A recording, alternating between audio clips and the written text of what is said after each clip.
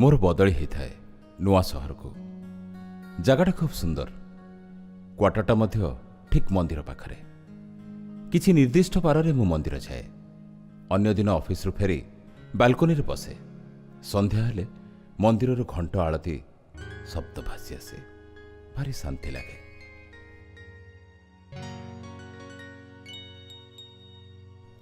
से दिन ऑफिस बाहरी तरतर है। गाड़ी बाहर करने को जाइछि कि ना आउ थरे दुहाटे बरसी गला। ऑफिस तरतर टाइम को भी ए वर्षाटा दाउ साधुची। हठात गेट भीतर को जड़े महिला पशि आसिले। पछपट मुकुला केश, केशरू ठप ठप पानी झरु थाए। शाढ़ीटी संपूर्ण ओता, भारी संकोचरे ठिया ही थांती।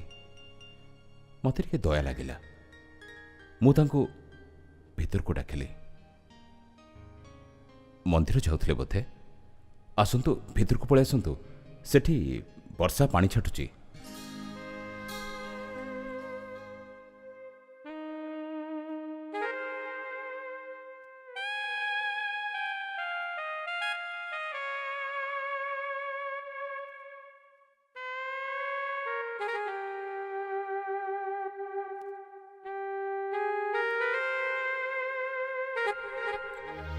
बुली पड़ी मते अनेले।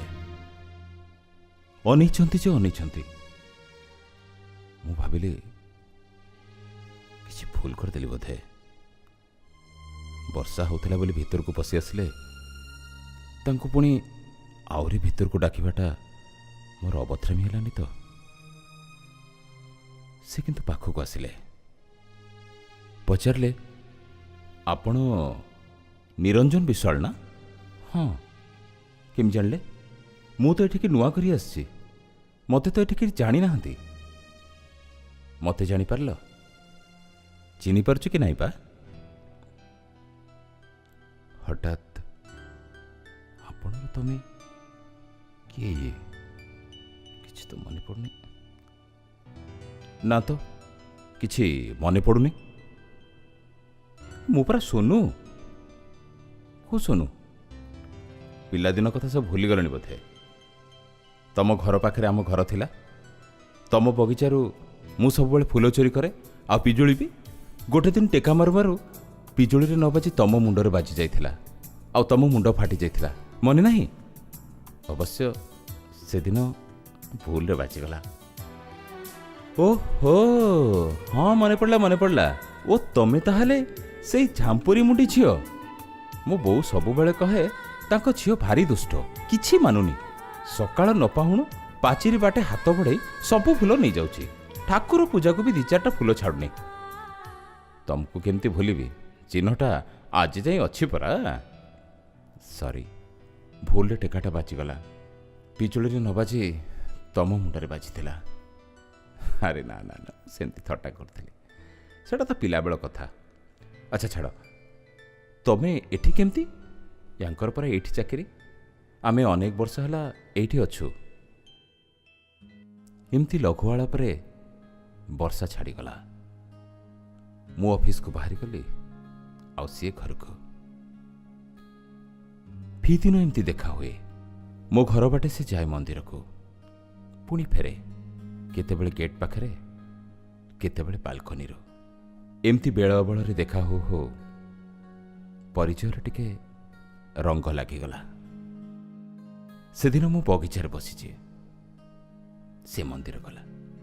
मु डाकिली किंतु शुणिले नहीं। मते टिके खराब लागिला। एमती तो केबे हेनी। मु डाकिची सी शुणिनी। अन्य मनस्क थिबो बोधे। मन टिके गुरगुर हैला। मु सेमती बसी रहिली। चाहि रहिली ता फेरिबा बाटको। फेरला से मुह सुखी कला काठ पड़ जाए। पूरा उदास चेहरा। पाख को डाकिली। भीतर को आसिला। मो पाख बेंच रे बसिला। मिछ जबरदस्ती हसरे दुख लुचेबा को आप्राण चेष्टा कला। मु जानी पारली। हौ कुह एथर कौन है? मन कहीं भल ना? ना तो सेमती किछि नहीं। सेमती किछि नहीं माने ମୁହଁ ଶୁଖେଇଛ କହୁଛ ସେମିତି କିଛି ନାହିଁ। ପିଲାଦିନର ସାଙ୍ଗ ଭାବୁଛ ଯଦି କୁହ ପ୍ଲିଜ୍। ପୁରାଣ କୁହ। ଆଚ୍ଛା, ଘର କଥା ଯଦି କିଛି କହିବାକୁ ଚାହୁଁନ ତାହେଲେ ନୋ ପ୍ରୋବ୍ଲେମ୍, ବାଧ୍ୟ କରିବିନି। ନା ନା ନା, ସେମିତି କିଛି ନାହିଁ। ମୋତେ ନିଜର ଭାବୁନ ବୋଧେ। ଭାଙ୍ଗିବାର ତ ତୁମେ ମାହିର ନା। ପିଲାଦିନେ ମୁଣ୍ଡ ଭାଙ୍ଗି ଦେଇଥିଲ, ମାନେ ଫଟେଇ ଦେଇଥିଲ, ଏବେ ମନ ଭାଙ୍ଗି ଦେଉଛ। ପଚାରୁଛି କିଛି କହୁନ। ହଉ, ନିହାତି ଯଦି ପର୍ସନାଲ୍ କଥା ହେଇଥିବ ମୁଁ ପଚାରିବାଟା ଉଚିତ ନୁହଁ। ଦେଟ୍ସ ଓକେ, ତମେ ଯାଅ, ସନ୍ଧ୍ୟା ବେଶୀ ହେଲାଣି, ବାଇ।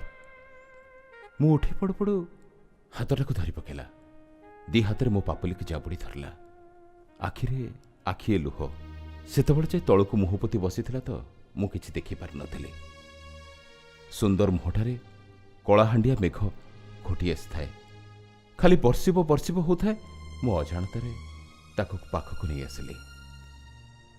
ବୋଧେ ସେଇ କ୍ଷଣିକକୁ ଅପେକ୍ଷା କରିଥିଲା ସିଏ। ମୋ ଛାତି ଉପରେ ମୁଣ୍ଡ ରଖି ମୋତେ ଭିଡ଼ି ଧରି ପିଲାଙ୍କ ପରି କଇଁ କଇଁ ହେଇ କାନ୍ଦିଲା। ଅଦିନା ମେଘ ପରି ବର୍ଷିଗଲା। ମୋ ସାର୍ଟଟାକୁ ଲୁହରେ ପୁରା ଭିଜେଇ ଦେଲା। ମୁଁ ଚାହିଁଲେ ବି କିଛି କରିପାରୁନଥାଏ। ଇତି କୋଉଠି ଥିଲା କେଜାଣି ତାର? ସବୁ ଯେମିତି ଏକାଥରେ ଫାଟି ପଡ଼ୁଥିଲା। ତା ଉଷୁମ ଲୁହରେ ମୋ ସାର୍ଟ ସହ ମନଟା ବି ଭିଜିଗଲା। ଏମିତି ଏକ ଦୁର୍ବଳ ମୁହୂର୍ତ୍ତକୁ ମୁଁ ବିଶ୍ୱାସ କରିନଥିଲି। ଏମିତି ଭାବେ ସେ ମୋ ଉପରେ ଲୋଟି ପଡ଼ିବ, ଆଉ ମୁଁ ବି ତାକୁ ଛାତି ଉପରେ ଚାପି ଧରିବି। କିଏ ଯଦି ଦେଖେ କ'ଣ ଭାବିବ? ଯାହାହେଲେ ବି ସ୍ତ୍ରୀ ଲୋକ ଜଣେ।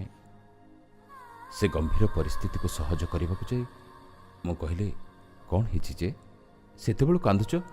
ଏଥର ଟିକେ କୁହ ବୋଲା। ନାହିଁ, ଆଉ ତେବେ ମୋତେ ନିଜର ଭାବୁନ ବୋଲି କହିଲି ବୋଲି କାନ୍ଦୁଛ ନା? ଦେଖ, ମୋ ସାର୍ଟଟାକୁ ତମେ ପୁରା ଓଦା କରିସାରିଲଣି। ତମେ କେବେ ପର ଥିଲ ଯେ? ମାନେ ମୋଠାରୁ ତମେ କେବେ ଦୂରରେ ନାହଁ, ଆଉ ପର କେମିତି ହେଲ? ହଁ ନିରଞ୍ଜନ, ମୁଁ ଠିକ୍ କହିଛି। ତମେ ତ ମୋର ସେ ଇପ୍ସିତ ପୁରୁଷ, ଯାହାକୁ ନେଇ ମୁଁ ଅନେକ ସ୍ୱପ୍ନ ଦେଖିଥିଲି। ମୋ କିଶୋରୀ ବୟସରୁ ଆଜି ଯାଏ ତମକୁ କେବେ ଭୁଲି ପାରିନି। କ'ଣ ସବୁ ଗପୁଛ ତମେ? ଶୁଣୁ, ହୋସ୍ରେ ଅଛ କି ନା? ମୁଁ ପୁରା ପ୍ରାକ୍ଟିକାଲ ହେବାକୁ ଚେଷ୍ଟା କରୁଥାଏ। ଇଏ କି ଭାବପ୍ରବଣତା? ପୁଣି ୟା ସହ?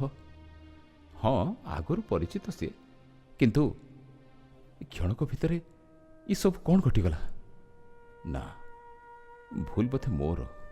ପିଲାଦିନର ସାଙ୍ଗ ଭାବେ ଟିକେ ପ୍ରଶ୍ରୟ ଦେଲି ବୋଲି ପୁରା ଚାପୁଡ଼ି ଧରିଲା। ତାର କ'ଣ ଫ୍ରଷ୍ଟ୍ରେସନ୍ ଥାଇପାରେ? ସେଥିପାଇଁ ସେ ଏମିତି ଜଣେ ପରପୁରୁଷ ଛାତିରେ କୋହ ଅଜାଡ଼ି ଦେବାର ତିଳେ ମାତ୍ର ସଙ୍କୋଚ କଲାନି। କି ବିଚିତ୍ର ଏ ନାରୀ ଜାତି, ତାଙ୍କୁ ବୁଝିବା ଭାରି କଷ୍ଟ। କିନ୍ତୁ ମୁଁ ବି ତ ଭୁଲ କଲି ନା। ତାକୁ ଏତେ ନିଜର କରିବାର ନଥିଲା।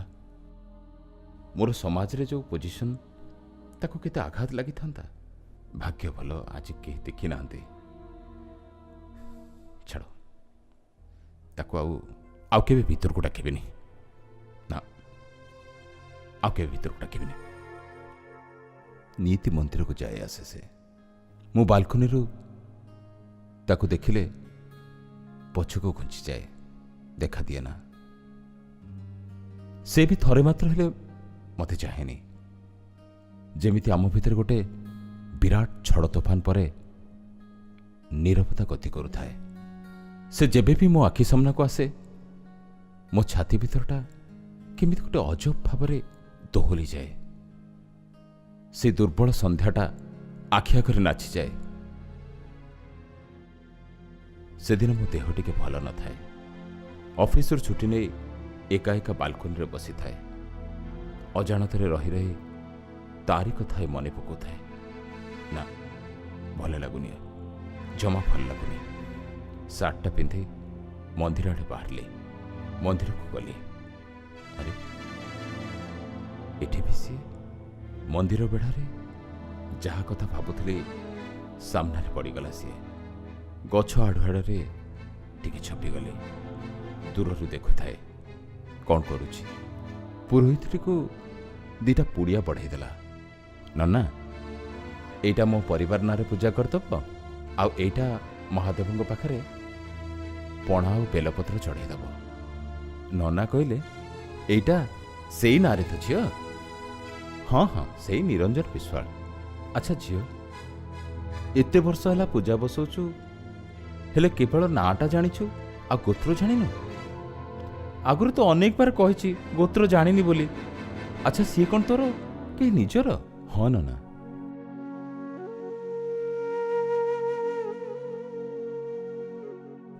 ମୁଁ ବଞ୍ଚିଛି ମୋ ପରିବାର ପାଇଁ, ଆଉ ନିଶ୍ୱାସ ଚାଲିଛି ସେ ନିରଞ୍ଜନ ପାଇଁ। ସେତିକି ନିଜର ବୋଲି ଭାବନ୍ତୁ। ମୁଁ ଏଥର ସତରେ ଲୁଚିଗଲି। ସତ କଥା, ନାରୀଙ୍କୁ ଚିହ୍ନିବାଟା କଷ୍ଟ ବୋଲି ଭାବୁଥିଲି, ଏବେ ଅନୁଭବ କରୁଛି।